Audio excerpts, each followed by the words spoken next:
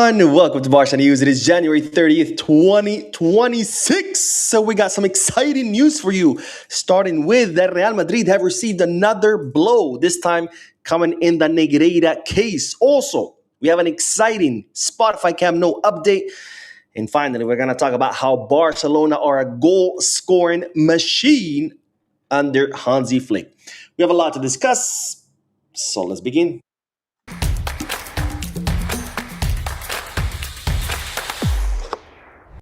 Hello everyone, welcome to the channel. My name is Boo, and I'm still away from home. I'm still away from my studio. This is why I'm bringing you this short live stream to bring you all Barcelona news while I'm on the road. This is not a podcast, so I won't be reading the comment section.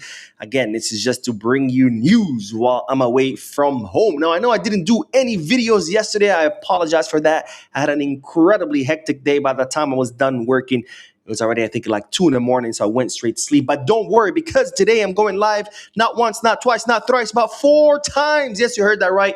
4 videos coming your way. By the time you're done watching all of them, well, you're going to be updated with all Barcelona news. Now, let's begin the news because, ladies and gentlemen, Real Madrid have received another L because this is what Real Madrid do. They lose all the time because they are a loser, crybaby, third-tier club. But this loss comes now in the form of that Negreira case because, as you know, after Barcelona decided to abandon the Super League project and leaving Florentino Perez by himself, he decided to attack or escalate his attacks against Barcelona because, well, baby was butthurt.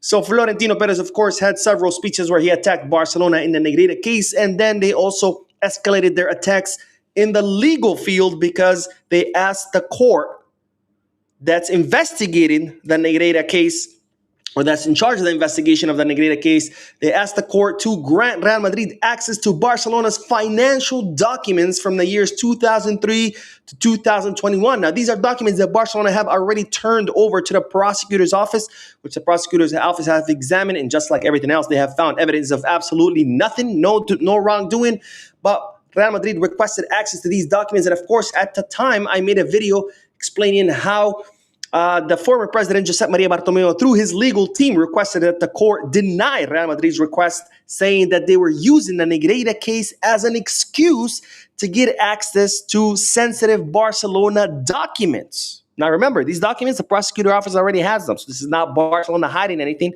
They already turned over these documents. The prosecutor's office has already examined them.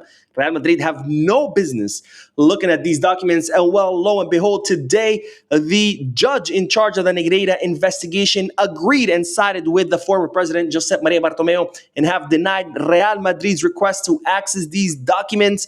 So Real Madrid, hold this L, because that's all you do lately. You are a loser, pathetic, sad, cry-baby, third-tier club.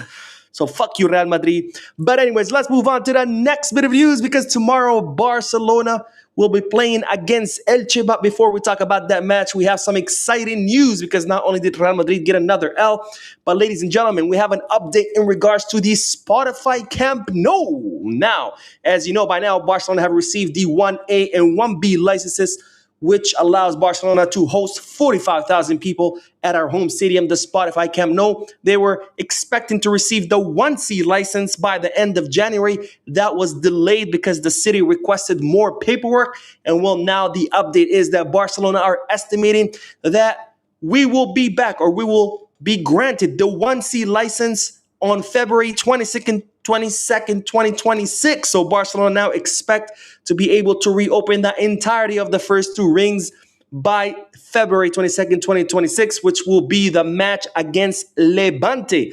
Now, this, of course, is huge news because Barcelona will be able to host 62,657 people. That's 17,000 more seats than the Spotify Camp Nou currently holds, or capacity, I should say. 17,000 more. That's 17,000 more people buying tickets. That's 17,000 more people buying merchandise. That's 17,000 more people buying snacks, foods, and beverages. So this, of course, will mean a huge revenue boost for Barcelona, which again is expected to kick in on February 22nd. Now, the person in charge of the Spotify Camp Nou project has stated that Barcelona are done with the 1C section, that construction is all done, that all the seats are installed, access points, exit evacuation routes, and services is everything complete. In fact, the city has already inspected everything. They've done simulations and everything is done. The only delay right now is an administrative decision. So all Barcelona are waiting for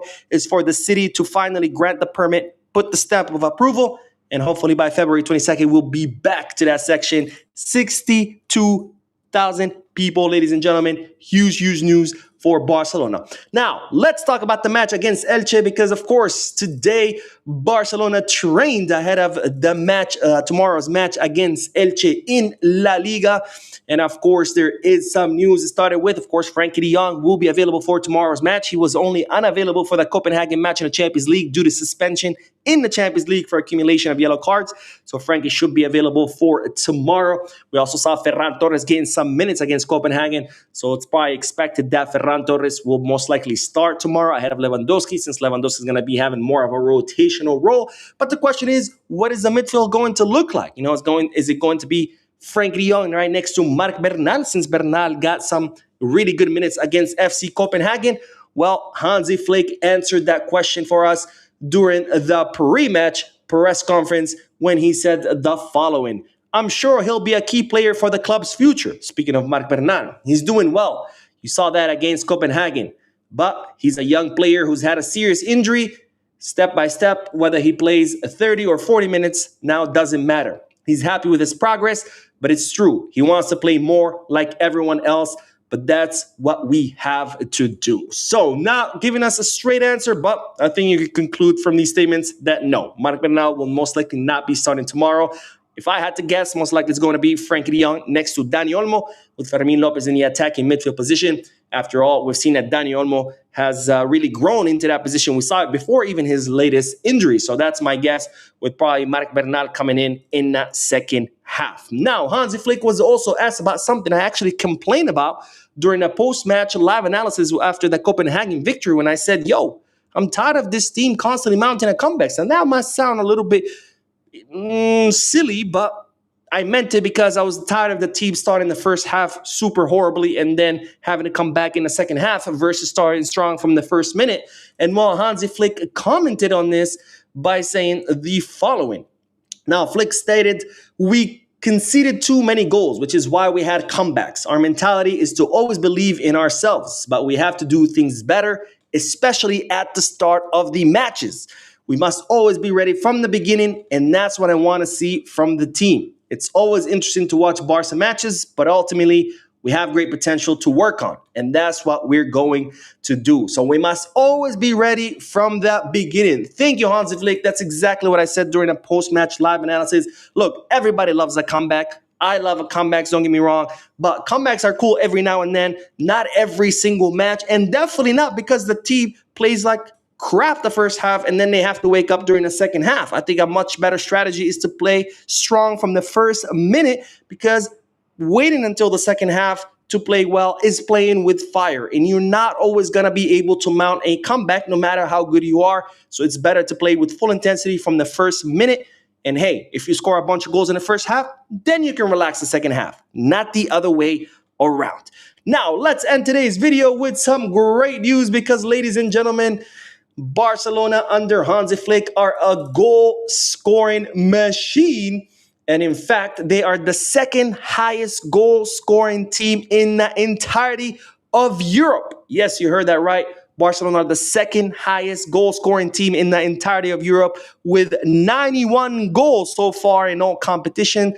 The only team ahead of us is Bayern Munich with 106 goals. Now, let's look at the numbers for the top goal scorers in Europe, because Bayern Munich have 106, Barcelona have 96 goals, PSG all the way down to 81, Manchester City also 81, and then that third tier crybaby club, Real Madrid, in with 78 goals. Now, what makes Barcelona even more special, not only that they're the highest goal scoring team in Europe, but what makes them more special is the amount of players that have scored goals. Because unlike Bayern Munich, who heavily depend on Harry Kane, he has scored 39 goals for Bayern Munich. That's, a little, very close to half of the goals.